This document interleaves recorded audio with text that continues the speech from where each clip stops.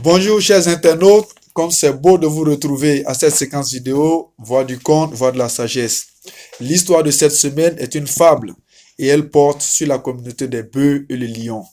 Autrefois, vivait une communauté de bœufs dans une savane paisible et généreuse. C'était le bœuf jaune, le bœuf blanc, le bœuf noir et le bœuf roux. Ils passaient toute leur journée ensemble et leur nuit aussi, soudés, solidaires les uns des autres, à se balader, à se nourrir, à s'abreuver, sans chercher noise à qui que ce soit. Et puis un jour, le lion vint les trouver et leur dit: ô chers bœufs, j'ai longtemps observé votre communauté, elle est si solidaire et j'aimerais en faire partie. Le bœuf jaune, qui ne se doutait point des intentions malicieuses du lion, accéda à sa demande. Et puis, au bout de quelques jours, le lion vint trouver le bœuf jaune et lui dit: vois-tu, bœuf jaune, tu es le chef de notre communauté et j'aimerais te prévenir d'un danger qui nous guette. Quel est ce danger? Voulut savoir le bœuf jaune. Vois-tu, lorsque nous sommes tapis dans le buisson en pleine journée, le chasseur peut facilement repérer le bœuf noir et nous prendre ainsi pour cible. Alors, permets-moi d'éliminer ce risque. Le bœuf jaune accéda à cette demande et le bœuf noir fut dévoré par le lion.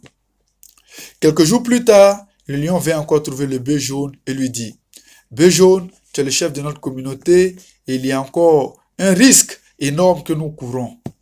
Quel est ce risque? Voulut savoir le bœuf jaune. Et le lion de lui dit: lorsque nous sommes tapis dans l'obscurité, le chasseur peut facilement repérer le bœuf blanc et nous prendre pour cible. Alors, permets-moi d'éliminer ce danger. Le bœuf jaune accepta encore une fois et le bœuf blanc fut dévoré par le lion.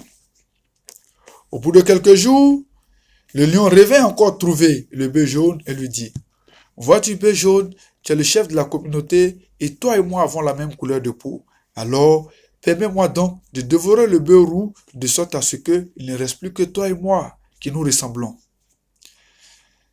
Le bœuf jaune hocha la tête du haut vers le bas comme pour dire son approbation et le bœuf roux fut dévoré calmement par le lion.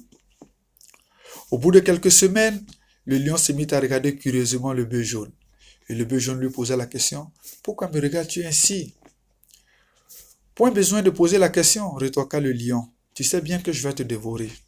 Oui, je le sais, reprit le bœuf jaune. Je le sais bien, mais ce n'est pas aujourd'hui que tu vas le faire. Tu l'as déjà fait le jour où j'ai permis que tu prennes le bœuf noir. Sur ce, le lion le prit par la gorge et fit de lui son repas du jour. Que faut-il retenir de cette histoire, chers internautes? Deux leçons fondamentales s'offrent à nous. La première, c'est qu'il faut se méfier carrément de l'immixtion des personnes extérieures dans la relation familiale. La deuxième leçon, c'est que peu importe les raisons et les motivations, celui qui livre son frère à l'ennemi s'est déjà livré lui-même. J'espère que cette leçon vous a plu et qu'elle pourra vous servir dans votre vie de tous les jours.